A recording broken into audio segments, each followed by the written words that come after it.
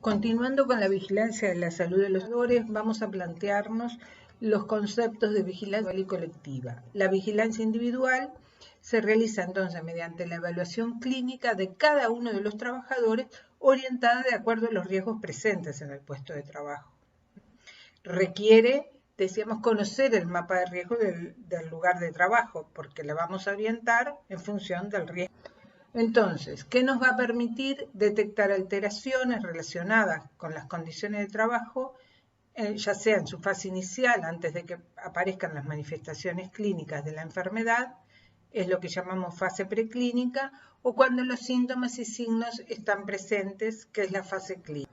Debe ser específica entonces en función de los riesgos identificados en el lugar de trabajo y evaluados, porque tiene que ser relacionada también con la magnitud del riesgo que está presente, ¿verdad? Realizada con el consentimiento del trabajador, salvo que exista un mandato legal.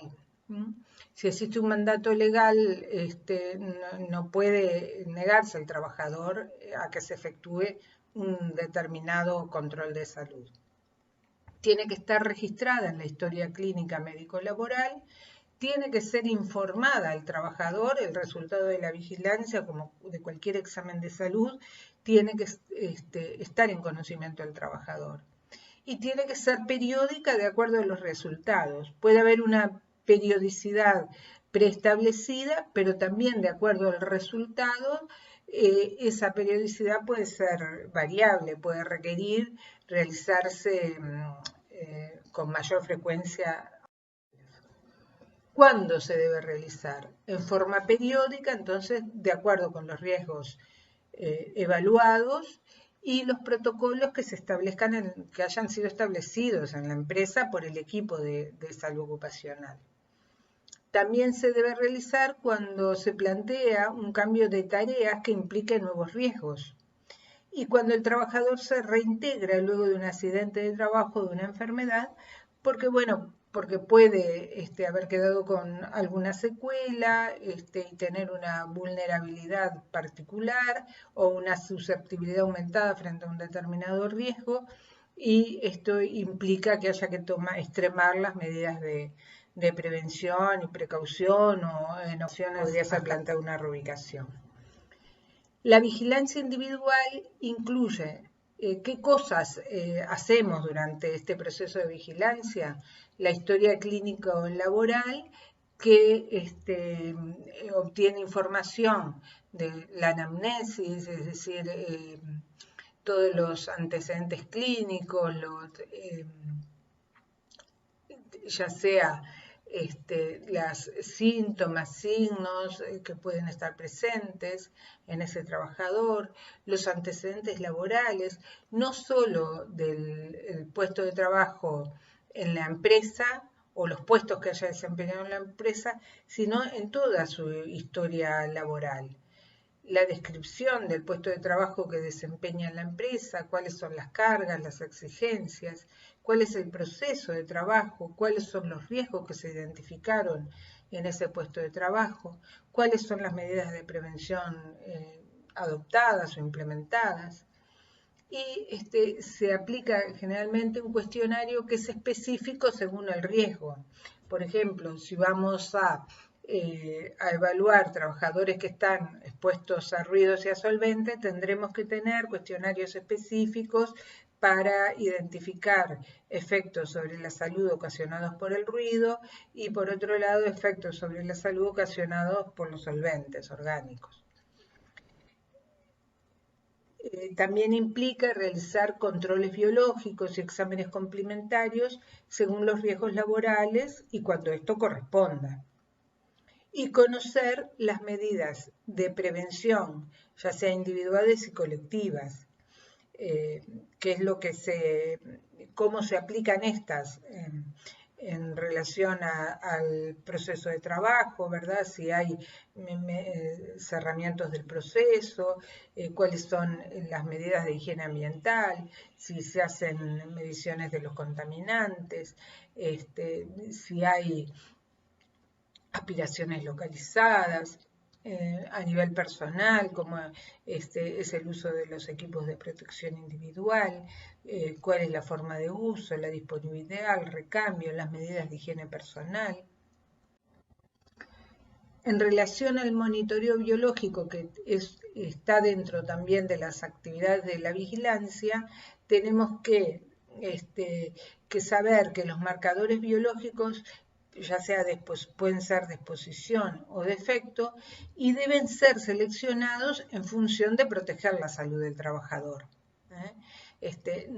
No buscamos marcadores de enfermedad, sino marcadores que sean muy precoces, que nos permitan identificar exposición o alteraciones que sean precoces relacionadas con la exposición a un determinado riesgo.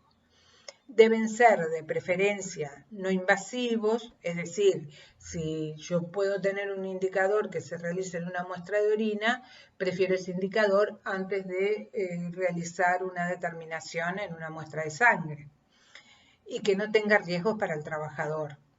Tienen que estar realizados también con el consentimiento informado. El trabajador tiene derecho a conocer los riesgos a los cuales está expuesto y cuáles son las medidas de prevención y cuáles son los estudios que se van a realizar durante la vigilancia para su salud.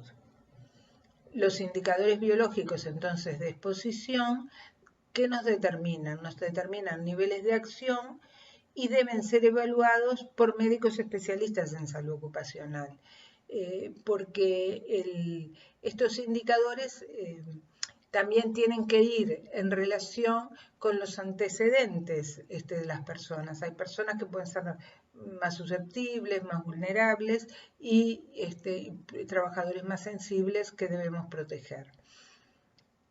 Y determinan niveles de acción. Esto es porque estos indicadores tienen valores de referencia que nos indican que puede estar dentro de un rango aceptable o no.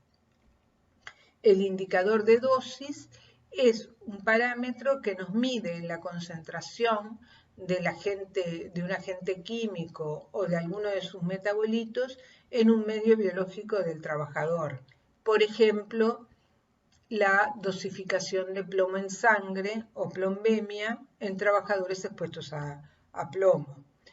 Y un indicador de efecto es un parámetro que identifica ya alteraciones bioquímicas reversibles, inducidas de un modo que sea característico, ¿verdad? Tiene que haber algo de especificidad por el agente químico al que está expuesto el trabajador. Un ejemplo de esto podría ser la dosificación de una enzima y, bueno, un nivel de inhibición, por ejemplo, de una enzima llamada colinesterasa, nos puede estar indicando una sobreexposición a un inhibidor, a un agente químico que inhiba esa enzima.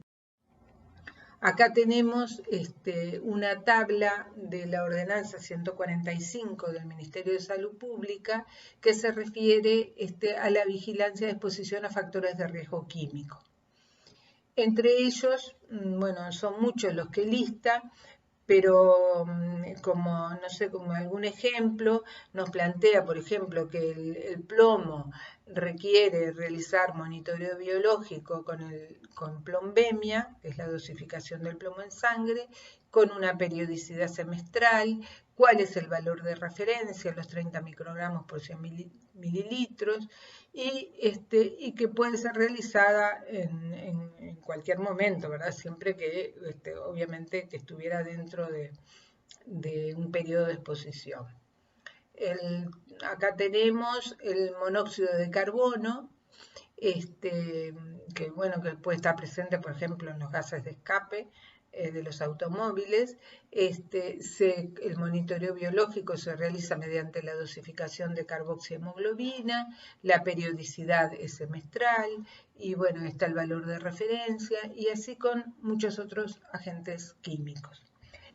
También la ordenanza se refiere algunos agentes físicos, como puede ser la exposición a ruido, que habla de la indicación de realizar audiometrías, la vigilancia de exposición a polvos con radiografías, cuando las radiografías, cuando los polvos tienen una capacidad de inducir fibrosis pulmonar, o sea, son polvos fibrogénicos, esas radiografías tienen que estar contrastadas y ser con el patrón que tiene de la OIT, radiografía según el patrón de la OIT. Y bueno, esto es una forma de tener protocolizado y controlar. ¿Cuáles pueden ser los resultados de la vigilancia? La indicación de tratamiento médico del caso identificado. Si identificamos ya una patología en un trabajador expuesto, tenemos que orientar el tratamiento. Y las medidas compensatorias al trabajador lesionado o enfermo, o sea que esto, tiene que ver con la derivación al Banco de Seguros y lo que el Banco de Seguros, si se cataloga como una enfermedad profesional, la indemnización que le corresponda por el periodo de baja o el subsidio o más allá del subsidio en caso de que hubiera una incapacidad para el trabajo. También otro resultado es la investigación de casos relacionados, ¿verdad? Más allá de ese trabajador, nosotros tenemos que investigar otros posibles daños en otros trabajadores que están expuestos al mismo riesgo. La identificación de los riesgos laborales causales. Puede ser que no hayan sido evaluados como riesgos con una determinada magnitud y que a través de la vigilancia podamos reconocer efectos sobre la salud, tengamos que volver a identificar y evaluar ese riesgo o nuevos riesgos. El establecimiento de estrategias preventivas adecuadas y su evaluación. Continuar con la vigilancia, evaluando que esas medidas preventivas resulten eficaces. Prevenir la aparición de mescasos entre los compañeros de trabajo, porque al implementar esas medidas preventivas vamos a actuar sobre el colectivo de trabajo. Y la vigilancia colectiva o la vigilancia epidemiológica comprende la recopilación de datos epidemiológicos de los daños derivados del trabajo, ya sea en la población activa, ya sea a nivel de la empresa o del territorio. ¿Para qué? Para controlarlos, ¿verdad? Para controlar los daños, evitar los daños y estableciendo las medidas preventivas. Es también investigación para la acción. Utiliza herramientas de la epidemiología, tales como las tasas, los índices de frecuencia, los riesgos relativos. Como ejemplo, podemos pensar en los sistemas de información de accidentes de trabajo y enfermedades profesionales, en las estadísticas de las certificaciones médicas, en los informes de los servicios de salud y seguridad en el trabajo, en los informes también del Ministerio de Trabajo, de la Inspección General del Trabajo, que procesa información del Banco de Seguros del Estado.